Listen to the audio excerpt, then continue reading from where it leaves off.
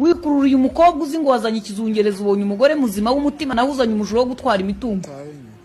Imyaka 5 rega umuntu ufite intego yayishinyiriza ko dufata credit muri banki y'imyaka 10 tukayishyura. None wananirwa gushinyiriza ngo uzagabane n'umuntu etaje 3.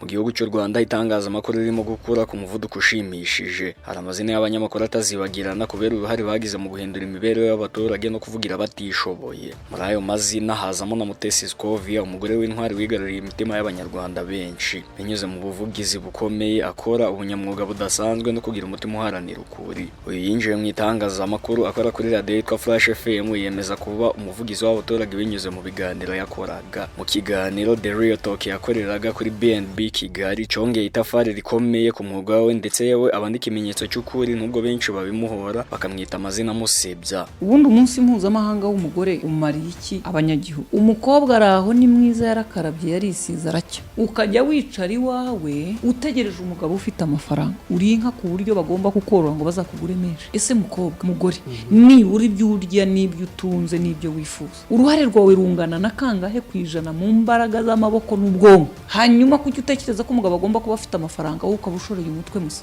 Ibyo bintu byose rero byakabaye bivugwa muri uku kwezi, muri iki cyumweru twese.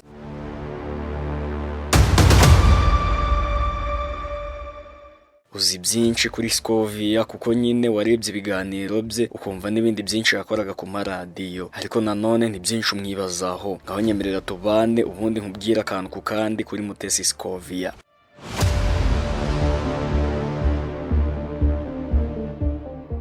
I know, ndabizi ukunda ibyegeranyo, amateka n'inkuru zitangaje kandi zicukumbuye, niyo mpamvu uri hano. Byose uzabyumva kandi neza mu gihe gikwiye. Njye ubusanzwe nitwa The Green, gusa nutankurikira aka kanya amahirwe menshi ntabwo uzongera kunyumva. Aho kora subscribe, fungura inzogera ubundi tujye tubana kenshi mu biganiro byacu. Ikaze mwese. Muri Goma tumeze neza, muri Goma tumeze neza. Nahoraga nkubaza ngo ko mutinye Goma. Finally mugezemo iwacu iwanyu. Ya abaturage ntibaragaruka, baracyafite ubwoba.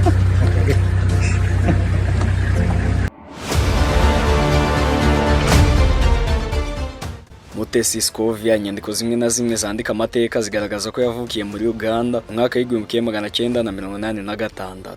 Ababyeyi be bari bahungiye intambara n'ibibazo by'umutekano muke mu Rwanda. Mu mwana wa 6 mu bana 9 bavukana, akaba yarakuriye mu muryango w'ubukene ariko nanone yubakiye ku ndangagaciro zikomeye z'umuco nyarwanda, ubupfura, umurava no gukunda igihugu. Mu buto bwe yagaragaje ubushake bwo kwiga no kurwana ku burenganzira bwe n'ubw'abandi. Ubuzima bwe bw'ubuhunzi bwamuhaye ishusho y'ukuntu abantu benshi batagira kivurira, bituma agira indoto zo kuzavugira abacecetse. Nyuma yo kuva kuri radio yitwa BNB Kigali, Mutesi Scovia yatangiye urugendo rwe nk'umunyamakuru wigenga. Yashinze urubuga rwa YouTube rwitwa Mama rwa Gasabo, ndetse na YouTube channel iri mu mazina ya Mutesi Scovia. Akoresha izina rero rimuranga nk'umubyeyi w'igihugu wita ku burenganzira bwa buri wese. Kuri YouTube atambutse ibiganiro bikubiyemo inkuru z'abantu basizwe inyuma n'iterambere, ibibazo by'abaturage batagira kivurira, ndetse yewe no gukemura abayobozi no gusesengura ibibazo by'igihugu mu buryo bwimbitse neza. Inkuru ze ntizishingiye ku kunyura abantu, ahubwo zishingiye ku kuri, ubuvugizi n'impinduka.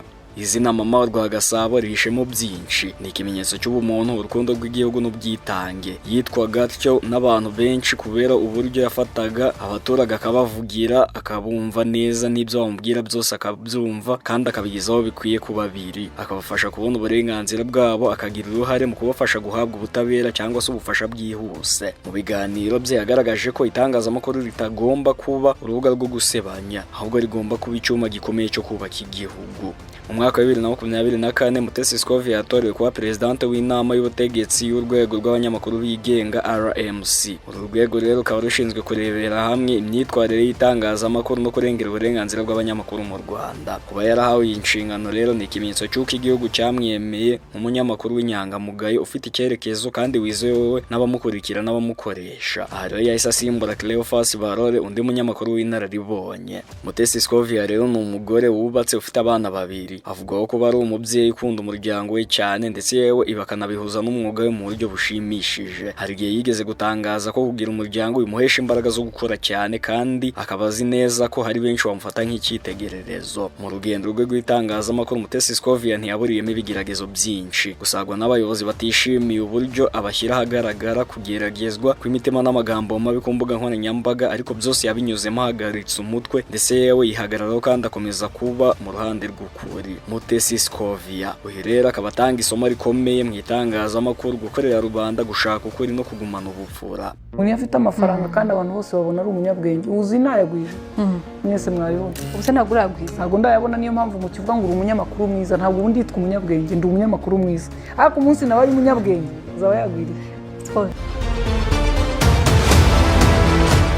Yagaragaje ko n'umunyamakuru wigenga ashobora gukora ibintu bikomeye agasigira abanyarwanda ubumenyi n'ubuvugizi n'impinduka. Abaturage benshi rero bamuzi nk'umuntu uvuga rikiryana rwose, udatinya kuvuga ibitagenda. Abakoresha YouTube bo bamushimira ko batanga ibiganiro bifite ireme birimo n'inkuru z'amarangamutima. Hari n'abavuga ko yakwiye kuzajya muri politike kuko nyine afite ubushobozi bwo kuyobora igihugu mu buryo bufite icyerekezo. Mutesi Scovia uyu si umunyamakuru usanzwe, mu rugero rw'umugore w'inararibonye wiyemeje kuba ijwi ry'abatavuga, umutima w'ineza mu itangazamakuru ndetse yewe akaba azanahora yibukwa nk'umwe mu banyamakuru bagize uruhare rukomeye mu guhindura isura y'itangazamakuru ryo mu Rwanda, rikava ku kwishakira indonke rikajya ku kurengera abaturage. Iyo uvuze rero izina Mutesi Scovia benshi bahita batekereza ku munyamakuru w'intwari, umurwanashyaka w'ubutabera, umubyeyi wuje ubupfura. Ariko inyuma y'iyo shusho ikomeye hari n'inkuru y'urukundo itamenyerewe na benshi, itaravuzweho na benshi cyane rwose.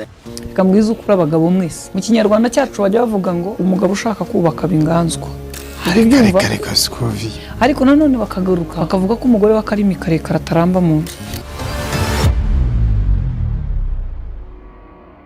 Inkuru y'umugore wakunzwe by'ukuri agahitamo gukundwa ataretse indoto ze kandi inagaharanira kubaka urugo ruhamye mu gihe yahuzaga inshingano z'umwuga n'urukundo. Nk'uko yabyivugiye mu biganiro bimwe na bimwe yagiye akora, Mutesi Scovia yahuriye n'umugabo we mu buryo bworoshye rwose, ariko nyine busa n'ubwakomotse ku bwanditsi bw'Imana. Yari mu rugendo rw'akazi ubwo yahuraga n'umusore w'umunyabwenge utuje ariko nyine wagaragazaga ko amwubaha cyane. So urukundo rwatangiye vuba cyangwa se rwaturutse ku kwikundira isura, ahubwo byaturutse ku kuba mu biganiro birimo gutekereza ku buzima, ejo hazaza n'indangagaciro. Aha Mutesi Scovia yabisobanura yagize ati, uwo muntu yaranyumvise mbere yo kumva ijwi ryanjye ku maradiyo, yambwiye ko yumva ndimo ubutumwa, ko nshoboye ariko kandi ndi umuntu mbere y'umunyamakuru. Iryo jambo ryamukoze ku mutima, rihamya ko atari urukundo rw'amarangamutima y'akanya gato, ahubwo ari urukundo rurimo uburemere. Urukundo rwa Mutesi Scovia ntabwo rwanyuze mu bihe byoroshye, uko yamamaraga ni nako byazanaga ingaruka zikomeye. Bamwe baramunengaga, abandi bakavuga ko nta washobora kubana n'umugore uvuga cyane kandi ugira ijwi rikomeye mu muryango. Hari n'igihe yashinjwaga kuba umugore udatinya abagabo, bikaba nk'imbogamizi mu mubano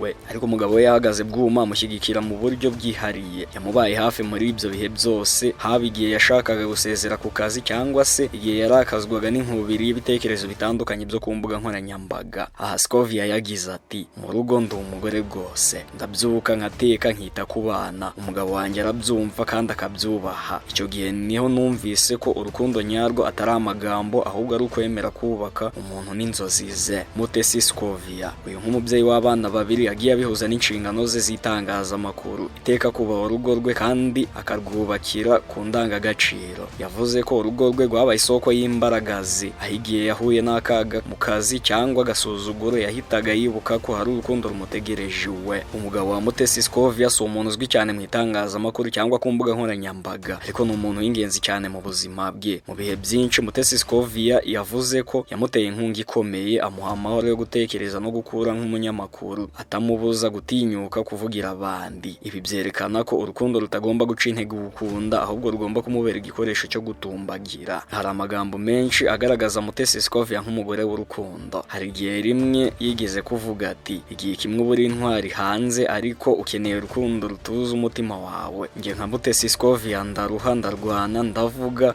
nkanaharanira ko abandi babona ukuri, ariko nsubira mu rugo nkamenya ko ndi umuntu ukunzwe, ibyo bikandinda kugwa. Mutesi Scovia yerekanye ko urukundo rutagomba gusimbura indangagaciro. Nubwo yakundwaga ntiyigeze yemera ko gutakaza icyizere cye. Umugabo we ntiyamuhatiraga guceceka cyangwa se kwigira nk'undi, ahubwo yamushishikariza kugira ngo akomeze kuba mama wa Rwagasabo benshi mwakunze. Iri ni isomo rikomeye ku bantu benshi bibwira ko urukundo rusaba kwigomwa uwuriwe. Si ukwigomwa ahubwo ni ukwiyubahira hamwe. Urukundo rwa Mutesi Scovia ni urukundo rudasanzwe. Ni urukundo rwagaragazaga ko mu bwubahane, gukundana no gutera inkunga. Si urukundo rw'amafoto yo ku mbuga nkoranyambaga, ahubwo ni urukundo rwubatse ku bintu bifatika, kwizerana, gutega amatwi, gushyigikirana no kumva ko iby'undi nawe bigufite. Ni urukundo rwahaye igihugu umunyamakuru udacogora, umugore w'intwari, umubyeyi ugira urukundo ruhamye.